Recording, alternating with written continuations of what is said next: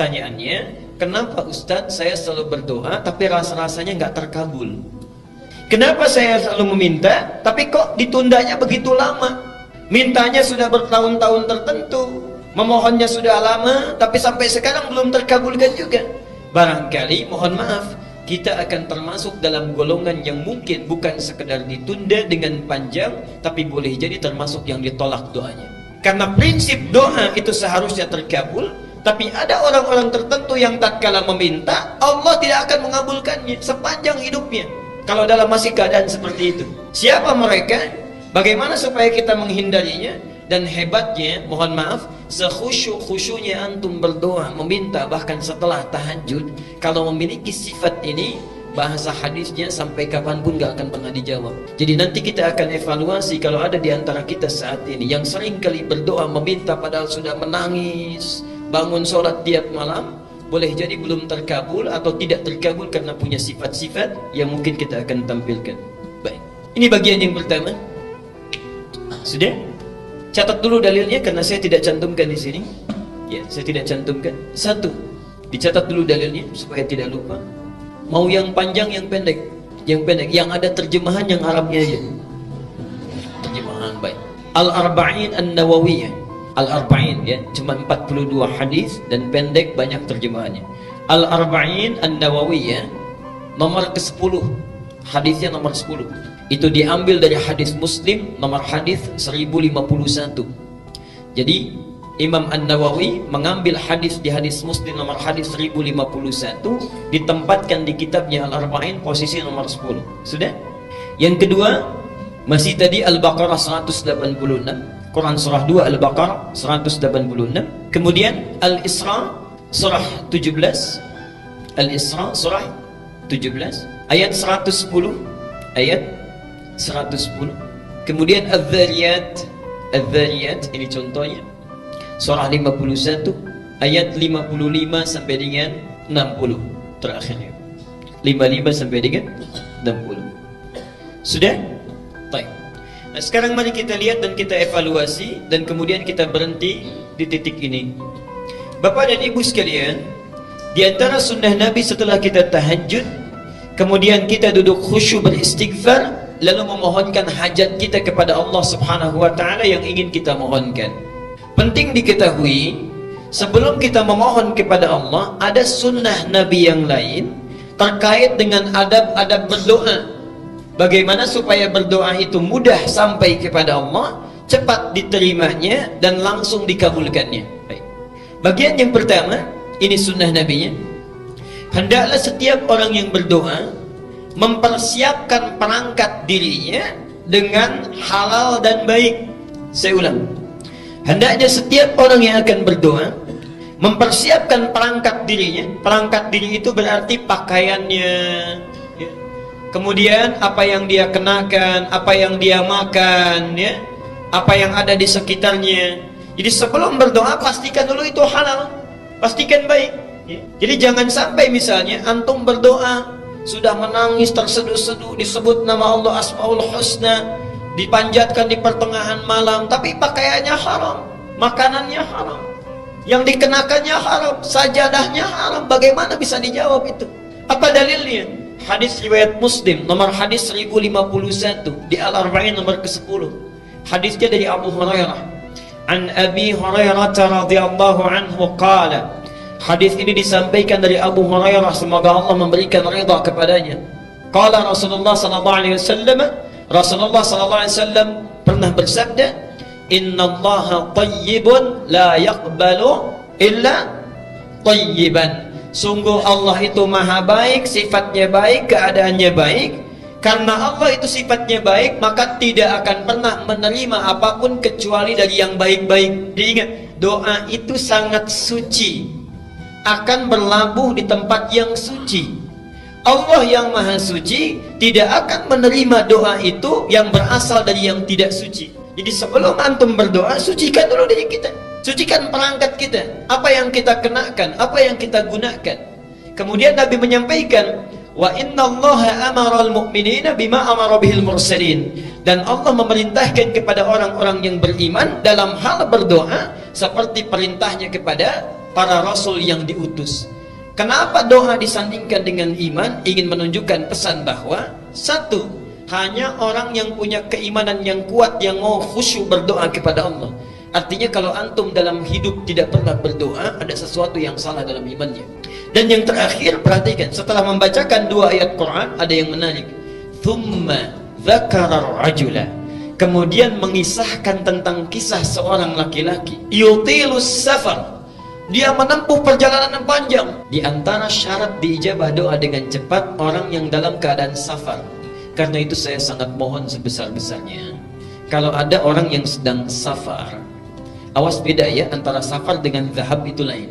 Kalau zahab itu perjalanan kurang lebih di bawah 82 km, itu zahab. Jadi kalau bapak ibu menempuh perjalanan di bawah 82 km, 0 sampai 82, itu zahab namanya. Zahaba yadhhabu.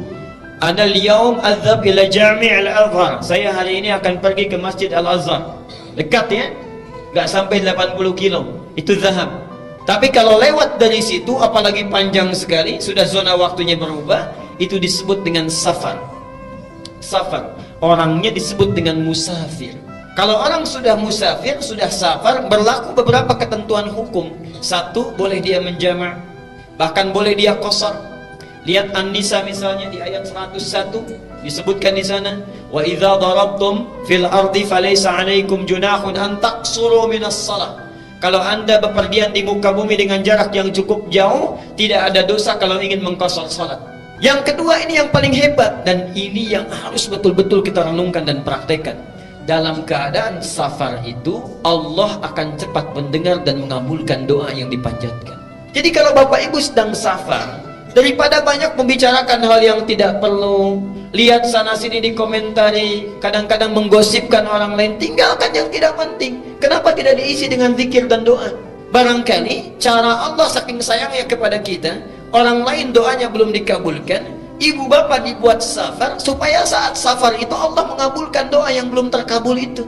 Jadi kalau ada yang ingin sedang umrah, berangkat umrah, atau perjalanan dari sini ke Jawa, ke Sumatera dan sebagainya, saat di pesawat, di kereta, di bis, ayo perbanyak doa. Barangkali itulah cara Allah untuk mengabulkan doa kita ya. Subhanallah. Itu bagian yang pertama. Nah, orang ini sudah memenuhi syarat yang pertama, doanya mesti terkabul, yutilus safar. Tidak cukup dengan itu, asy'atha aghbara. Dan subhanallah, saking capeknya, sampai pakaiannya sudah kumal, wajahnya sudah berantakan penuh dengan debu. Jadi orang ini datang jauh-jauh untuk berdoa mendekat kepada Allah. Satu perjalanan yang dikabulkan, safarnya, doanya cepat dikabulkan oleh Allah, adalah perjalanan yang diniatkan karena Allah subhanahu wa ta'ala. Tapi ada satu perjalanan hebat yang bukan safar, walaupun dekat, tapi kalau kita berdoa, saat itu dikabulkan doanya oleh Allah subhanahu wa ta'ala. Itulah perjalanan orang yang menuntut ilmu. Jadi saat bapak ibu berangkat dari rumahnya sampai ke majlis ilmu, sampai kembali lagi, itu subhanallah, malaikat sedang menanti kita mau minta apa itu sama Allah. Saat kita meminta, malaikat mengaminkannya. Hadisnya sahih di 3 hadis utama. Hadis Muslim nomor hadis 1389, At-Tirmidzi nomor hadis 2682, Ibnu Majah nomor hadis 219, hadisnya dari Abu Darda.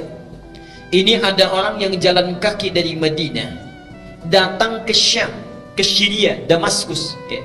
Sekarang Syria, Palestina, Jordania, Syria disebut dengan Syam ya, dulu.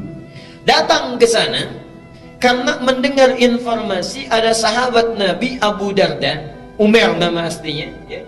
Darda itu laki-laki perempuan. Tuh, kita sudah keliru. Laki-laki perempuan. Laki-laki tuh sudah keliru kan? Saya ulang sekali lagi. Laki-laki perempuan. Perempuan. Tahu dari mana? Pastikan dulu, kita lihat dulu sumbernya ya. Ingat, Imam Muslim pernah membuat kitab di Sahih Muslim ya, babnya namanya Kitabul Masaqat. Bab Al-Isnadu Minad Din. Kalau belajar apa-apa ditelusuri dulu ilmunya dari mana, sumbernya dari mana. Darda itu bukan laki-laki tapi perempuan. Perempuan. Jadi sahabat Nabi ini Asalnya orang yang sangat kaya, punya toko banyak, melimpah hartanya. Saat Nabi datang belum masuk Islam. Singkatnya satu kali, subhanallah, singkatnya beliau masuk Islam, berubah menjadi zuhud ya. Segala hartanya disedekahkan, mendekat kepada Allah, subhanallah. Harta yang dia kumpulkan digunakan untuk kepentingan Allah dan Rasulnya. Dan yang paling hebat ada dua hal. Satu, punya teman karib yang selalu menunjukkan kepada kebaikan. Ini contoh bagi kita. Silahkan nanti lihat di Riyadhus Shalihin, itu ada pembahasannya. Teman karibnya Salman Al-Farisi. Ada bab, Imam An-Nawawi menempatkan hadis ini, menyampaikan bab 31 kalau tidak keliru. Salman berkunjung ke rumah Abu Darda. Saat itu Abu Darda sedang puasa. Ketika Salman disuguhi, kata Abu Darda, silahkan makan. Kata Salman, kenapa engkau tidak makan? Saya puasa, saya tidak akan pernah makan sebelum engkau juga makan bersama saya. Ada banyak kisah yang bisa kita gali itu. Nah, Abu Darda ini kenapa disebut dengan Abu Darda? Karena Uwaimir ini punya putri perempuan yang sangat cantik, luar biasa, namanya Darda. Darda inilah ditaksir banyak orang, sampai saat itu ditaksir oleh Gubernur Syams. Tidak perlu saya sebutkan orangnya. Ditaksir ingin dinikahi, maharnya besar luar biasa, tapi subhanallah ditolak oleh Abu Darda ini dengan kalimat yang sangat indah sekali. Saya sudah merawatnya puluhan tahun untuk dekat dengan Allah. Sekarang dia sudah baik. Saya tidak ingin titipkan pada keadaan seseorang yang kalau dia menjadi pasangan anak saya, bisa lupa dia dengan ketaatan yang telah saya bina itu. Anda bisa bayangkan, kalau bapak ibu misalnya punya anak perempuan, dilamar oleh orang kaya, punya kedudukan besar, segala bisa dikabulkan, diterima atau sulit untuk ditolak? Hah? Baik. Diterima atau sulit untuk ditolak? Dia Abu Darda menitipkan harapannya kepada Allah. Menitipkan harapannya kepada Allah. Dunia besok lusa berakhir. Lihat pikiran panjangnya. Jadi visi seorang mukmin itu mesti panjang. Antum ngitung-ngitung dunia, pernah nggak ngitung-ngitung akhirat? Saldo bank saya sekarang sekian, debitnya sekian, kreditnya sekian, saldo sekian. Pernah nggak ngitung saldo akhirat kita sekarang berapa? Ya Allah, debit saya sekarang, ini semalam nggak tahajud, berarti nggak dapat. Ya subuhnya kesiangan, berarti yang dapat pahala sekian. Dosanya sekian persen. Saldonya berapa? Orang cerdas itu, makanya disebut oleh Quran tuh ulul albab. Ulul albab itu yang bukan cuma ngitung-ngitung dunia, tapi pikirannya langsung tersambung ke alam akhirat. Visinya jauh. Visinya jauh. Abu Darda punya visi jauh. Sekarang kamu jadi gubernur, bagaimana kalau sudah menikah pimpinan berganti? Jauh visinya. Dititipkan kepada orang soleh, menikah dengan orang itu, lahirlah keturunan-keturunan yang soleh. Dan subhanallah, Bapak Ibu sekalian, orang ini datang dari Madinah, subhanallah, kota Nabi, berjalan kaki, Pak Bu, bayangkan. Tadinya naik unta, kemudian dijual untuk bekal, jalan kaki. Jarak Madinah ke Syria sekarang kurang lebih sehari semalam kalau pakai bis. Kalau jalan kaki kira-kira berapa lama? Jangan dulu dijawab, sudah pernah atau belum? Okay. Dan jangan bayangkan situasinya seperti sekarang. Subhanallah. Datang jalan kaki, sampai di sana bertemu Abu Darda, terlihat seperti orang kecapean, kelelahan dalam fisiknya, tapi wajahnya memancarkan senyuman. Orang ini, kata Abu Darda, ya akhil karim, a'indaka haja? Saudaraku, Anda punya keperluan apa? Katanya. Kata orang ini langsung singkat, padat, lugas, tegas. Uridul hadis. Saya pengen hadis. Saya dengar ada hadis yang pernah disampaikan oleh Anda, tidak dimiliki oleh sahabat yang lainnya. Uridul hadis. Saking bingungnya Abu Darda, jauh-jauh jalan kaki ke sini cuman pengen satu hadis. Kata Abu Darda ditanya, "A'indaka haja ukhra?"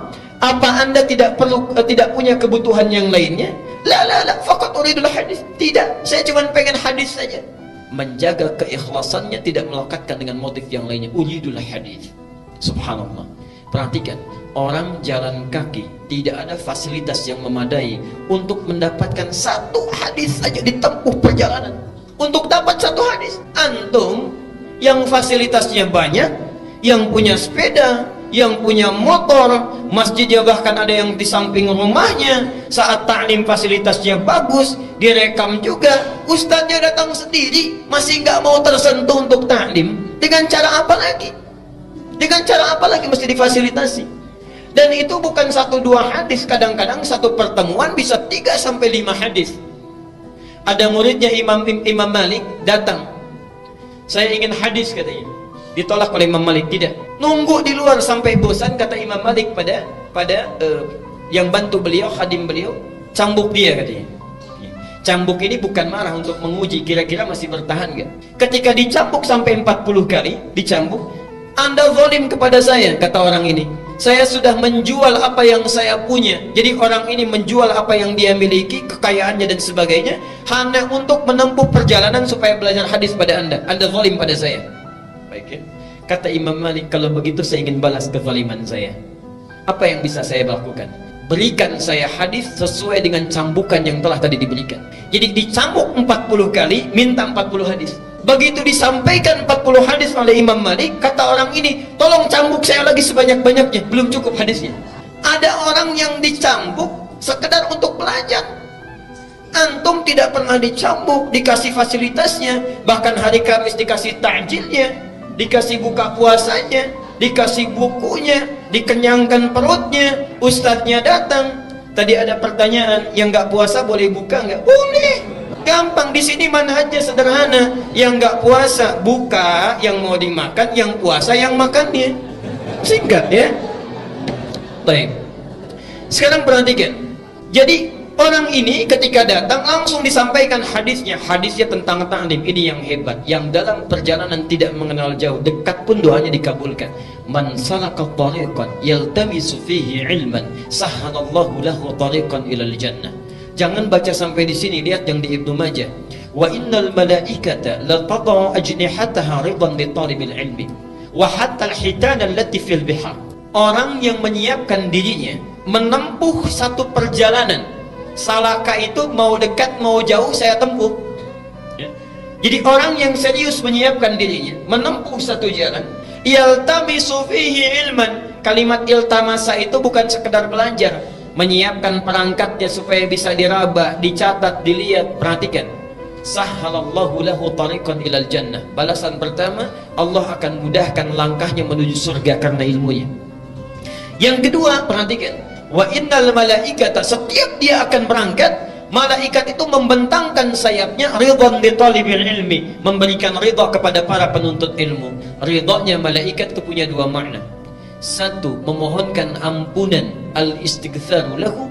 Dan yang kedua, mengaminkan doa setiap yang dimohonkan oleh para penuntut ilmu. Jadi tolong pakai ini sunnahnya. Setiap berangkat dari rumah sampai sini, sampai pulang lagi, gunakan sunnahnya. Jangan cuma di jalan, lihat pohon bagus, dikomentari bagus. Lihat rumah orang-orang yang bangun, kita yang komentar. Lihat orang jalan olahraga, kita bawakan, sampaikan pada teman. Duh, orang itu ya jam segini olahraga, harusnya taklim. Udah lihat tuh, banyak yang dibawa. Kenapa kita tidak gunakan dengan zikir istighfar pada Allah? Perbanyak doa mendekat kepadanya. Subhanallah, itu taklim. Nah, orang tadi datang jauh-jauh, itu sudah cukup baginya doanya dikabulkan. Apalagi tujuannya ingin berdoa. Yang lebih hebat, yamuddu yadaihi ila sama, mengangkat tangannya ke langit begini.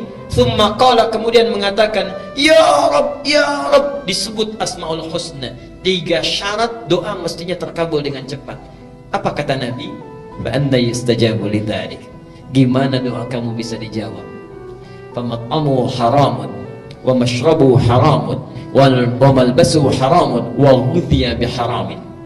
Makanannya haram, minumannya haram, pakaian yang dikenakannya haram, dan perangkat kehidupannya berasal dari yang haram. Orang seperti ini, perhatikan kalimatnya, yustajab itu bukan fi'il madhi tapi fi'il mudhari. Mudhari itu bentuknya past tense continuous future.